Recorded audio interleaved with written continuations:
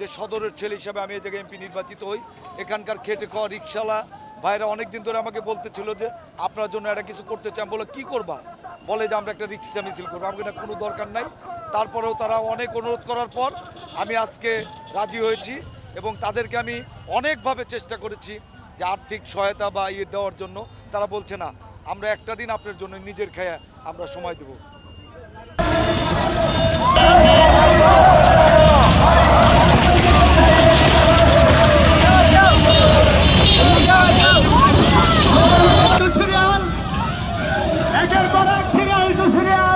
আপনারা গাড়ি রাখবেন যেন আমাদের মাঝখানে দাঁড়াতো। ভাই তোমরা ওইদিকে সিরিয়াল করো না,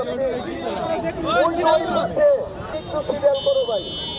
এই রিক্সাগুলো যাবে ভাই, সিরিয়াল করে দে তোরা, ওইদিকে সিরিয়াল করে দে, ওইদিকে সিরিয়াল করে দাও সবাই দে ভাই, ওইদিকে যাও ভাই, একটু সিরিয়াল করো ভাই, দয়া করে যাও একটু আমাদের সবাই সিরিয়াল করো।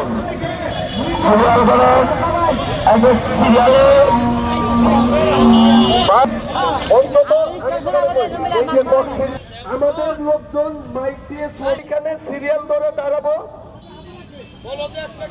দিয়ে সোজা প্রতিষ্ঠান দিয়ে।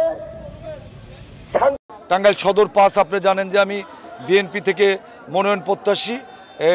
সারা সদরের জনগণ আমাকে ভালোবাসে, কারণ আমি সদরের সন্তান। এই সদরে দীর্ঘদিন আমি কাজ করছি, স্বৈরাচার হাসিনা বিরোধী আন্দোলনের নেতৃত্ব দিয়েছি।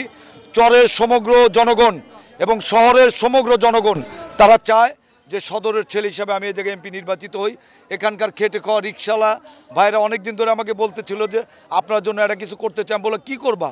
বলে যে আমরা একটা রিক্সা মিছিল করবো। আমাকে না কোনো দরকার নাই। তারপরেও তারা অনেক অনুরোধ করার পর আমি আজকে রাজি হয়েছি এবং তাদেরকে আমি অনেকভাবে চেষ্টা করেছি যে আর্থিক সহায়তা বা দেওয়ার জন্য। তারা বলছে না, আমরা একটা দিন আপনার জন্য নিজের খেয়ে আমরা সময় দেব। আমি একমাত্র সদরের ছেলে হিসেবে সদরের প্রার্থী। আমার সদরে জন্ম, সদরে আমার মৃত্যু হবে। আমার রিজার্ভ ভোট আছে, চর এলাকায় আমার একটা প্রায় রিজার্ভ ভোট আছে এবং শহরে ছোটোবেলা থেকে আমি থাকি এবং আন্দোলন সংগ্রামে আমি সকল মিছিল মিটিংয়ে নেতৃত্ব দিয়েছি এবং 20 বছর যাবৎ আমি সদরের জনগণের কাছে মিশছি। আমাদের দেশনায়ক তারেক রহমান যে ক্রাইটেরিয়া দিছে, আমি মনে করি সেই ক্রাইটেরিয়া আমি এবং সদরের জনগণ মনে করে যে আমি সেই ক্রাইটেরিয়া প্রথম আমি পাওয়ার যোগ্য।